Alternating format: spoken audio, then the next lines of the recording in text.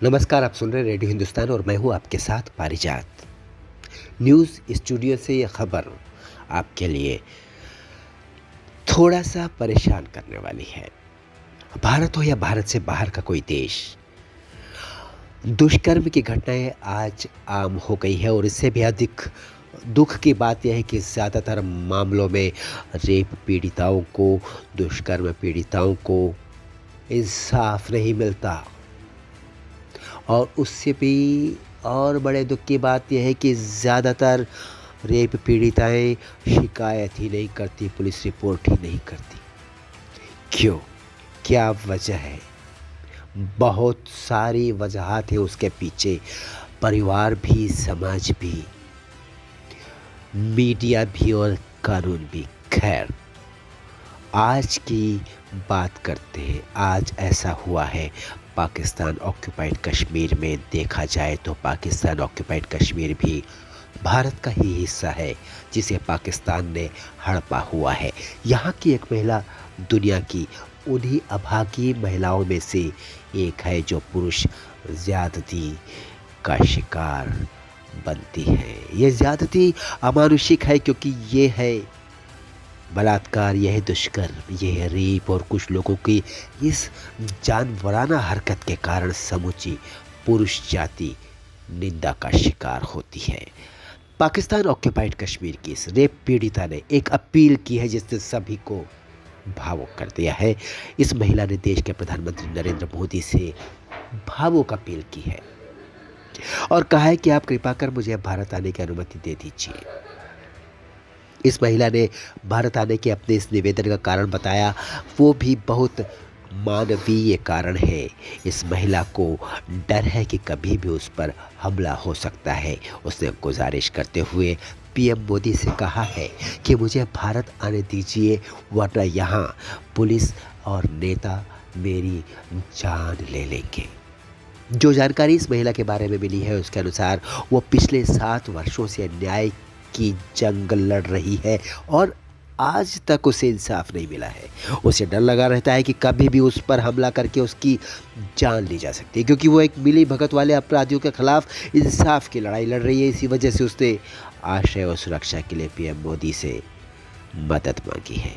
Pakistan occupied Kashmir के rape पीड़िता शादीशुदा है और उसके छोटे छोटे बच्चे भी हैं। इस महिला ने बताया कि उसे जल्दी ही सुरक्षा चाहिए क्योंकि उसे और उसके बच्चों को जान का खतरा है। इस महिला के साथ दुष्कर्म की, रेप की, बलात्कार की जो दर्दनाक कहानी जुड़ी है वो एक सामूहिक दुष्कर्म की दर्दनाक दास्तान है। मैं इन तीनों शब्दों को जानबूझकर आपके सामने रख रहा हूँ बार बार, ताकि आप इसे शब्द न माने, इसे महसूस करें और इसका एहसास कर सकें। इस भावनात्मक, शारीरिक दोनों तरह की पीड़ाओं का, नैतिक कष्ट का, अस्तित्व, समूचे वजूद के नेस्त नाबूद होने का दर्द समझ सके। पाकिस्तान के कब्जे वाले कश्मीर में रहने वाली इस महिला के साथ कुछ दरिंदों ने सामूहिक बलात्कार किया था, जिसके बाद उसकी ज़िंदगी के तार छिन्न भिन्न हो गए। लेकिन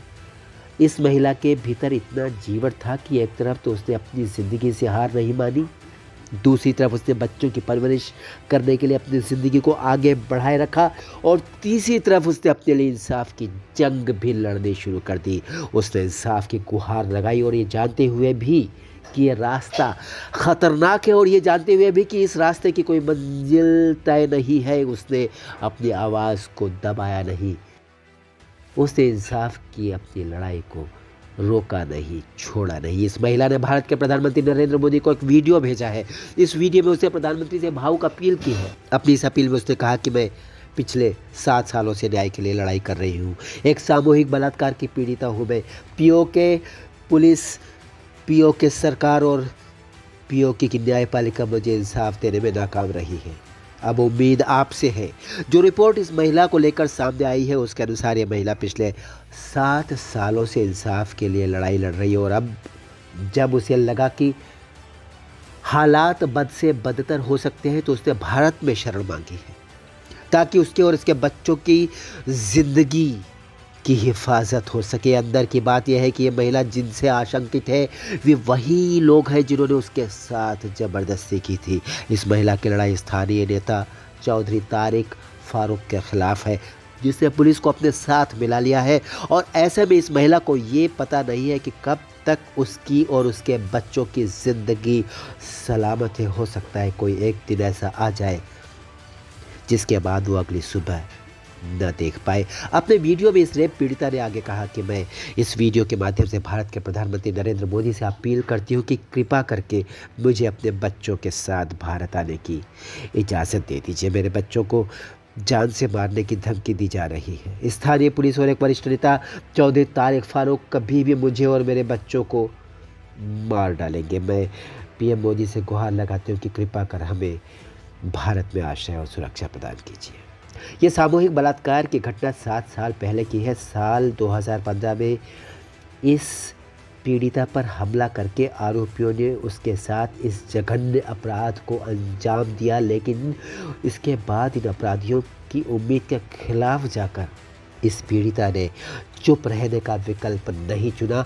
उसने इस दुष्कर्म, इस बलात्कार, इस रेप में शामिल लोगों के लिए सज़ा की मांग करने के अपने अधिकार को अपना कर्तव्य बनाया और वो इस कर्तव्य पर लगातार आज तक कायम है। इस महिला ने हारून राशिद, ममून राशिद, जमील, शफी, वकास, अशरफ, सनम, हारून और 3 अन्य लोगों पर यौन उत्पीड़न का आरोप लगाया है। उसने इस मामले की पुलिस रिपोर्ट भी कर दी है और पाकिस्तान के कब्जे वाले कश्मीर के मुख्य न्यायाधीश सहित अधिकारियों को भी लगातार बहुत सारे पत्र लिखे, लेकिन जो प्रतिक्रिया उसे सभी से मिली उसको तो हैरान कर दिया। आप भी सुनेंगे तो आप भी हैरान हो जाएंगे।